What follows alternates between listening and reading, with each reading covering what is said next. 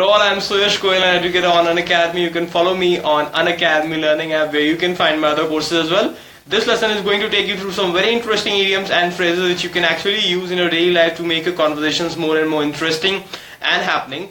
And also these idioms and phrases you can find in competitive exams also. So please do not forget to rate, review and share this lesson as much as you can. And also please do not forget to subscribe to Unacademy YouTube channel. And also please do not forget to download Unacademy Learning app. And this is my profile, and here's the link where you can just follow me for my other courses. So do follow me and find my other courses as well. Also, please do not forget to shoot all your questions, any doubt, any query which you're having in your mind. You can just directly shoot that in the comment box below. And also you can find this link in the description of this video also. So please do not forget to click on that link. And also let's continue with some more idioms and phrases in this lecture also. And here we have the very first one of this lecture, that is butt in. Now what is butt in? So it means to interfere. It's a very simple phrase. When I'm saying butt in, I mean to say to interfere. Okay, so whenever someone is interfering, in your matters, so he is actually butting in. Okay, he is actually doing what? He is actually doing this. Okay, so this is how we can use this phrase, that is butt in. Like for example, this argument is between both of them. Now I am having a conversation with you, the person who is watching my video. I am having a conversation with you that this argument is between both of them. Okay, I am saying to you that this argument is between both of them. I don't think that we should butt in. That means I don't think that we should interfere in their matters. That's a matter which is between them, so they should sort it out. We should not speak anything. We should not interfere in their matters. Okay, so this is how we use this butt in. The next one is by word of mouth. Okay, just a minute. Yeah, the next one is go by the book.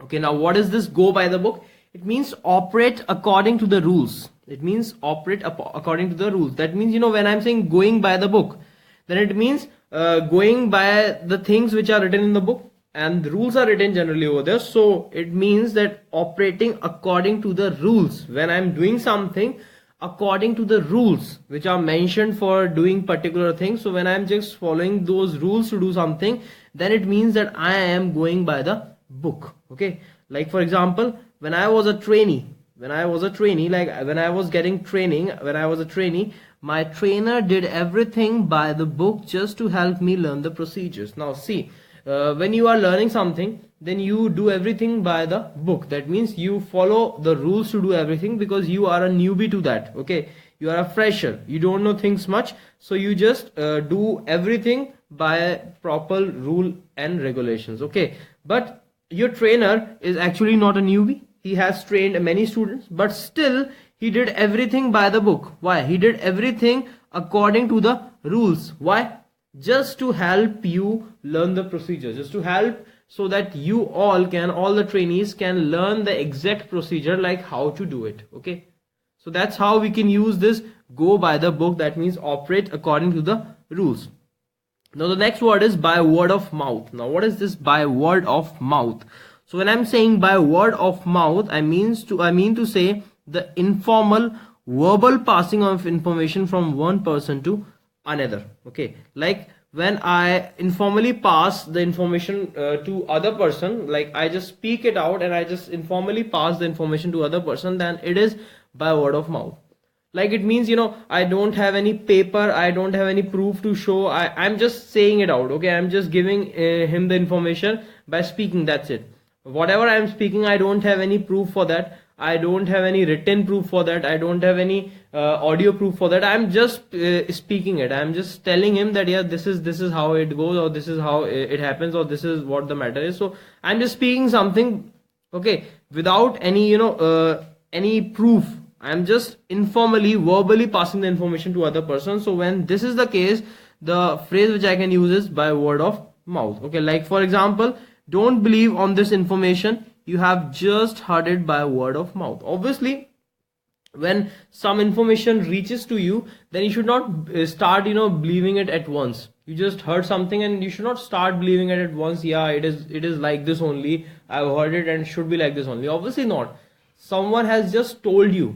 Okay, so he might be wrong also. So you cannot just think that yes, it is the only truth, or it is the only true thing which is there. So it could be wrong also. Why? Because it is just a word of mouth. It is just the informal information which you have got in a verbal way. Okay, so that's how we use this by word of mouth. Okay, now the next one is call someone on the carpet. Now what is this call someone on the carpet? It means to confront or hold someone responsible for some misdeed. Now it means someone has done something wrong. Okay, someone has done something wrong and you are actually holding him responsible for that wrong. Okay, or you may take it in this way, like something has happened and now you are blaming someone for that thing, for what wrong has happened. You are blaming someone for that thing. So that is also, you are actually calling him on the carpet. You are actually doing what? You are actually calling him on the carpet. Okay, so to actually hold someone responsible for some misdeed.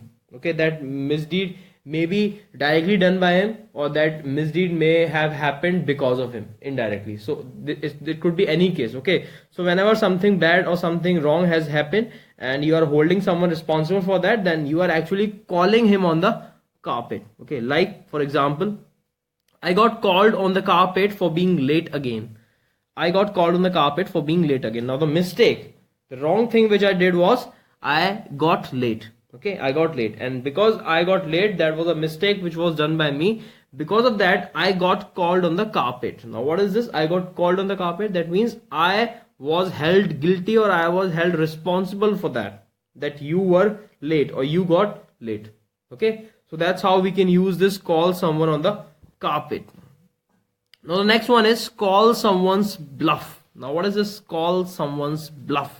Okay, if you remember, bluff is something when I'm just when I'm just saying something which is not true. That means I'm bluffing you. Okay, so bluff is something like that. And when I'm saying call someone's bluff, it means someone has actually bluffed me and now I'm calling that bluff. Now what does it mean to call that bluff? It means to challenge someone to prove the truth of a statement. You said something to me. Now it could be wrong or it could be right, and I'm just asking you to prove your point. I'm just asking you to prove what you just said. Are you getting it? I'm just asking you to prove what you just said. I'm just challenging you to prove what you just said. So that actually means that I'm calling your bluff. That actually means that I'm calling your bluff.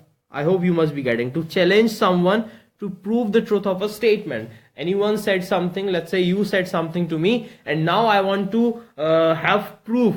I want to challenge you, or I am challenging you to prove the validity of that statement. What you are saying, I just want you to prove that yes, it is true. So that is what, that is I am calling your bluff. Like for example, he insisted that he could run faster than me. Now he just said to me that yes, he could run faster than me. There was no proof at all. He just said to me that he could run faster than me. But when I called his bluff, he suddenly said he had to go home. And when I called his bluff, when I asked him to prove, when I called his bluff ka matlab, when I asked him, when I challenged him to prove the truth of this statement, he suddenly said that he had to go home. Okay, that means he suddenly made an excuse. So that's how we can use this call someone's bluff. And that's all for this lecture. We will be talking about some more interesting idioms and phrases in the next lecture. Thank you very much. This is Suyash signing off.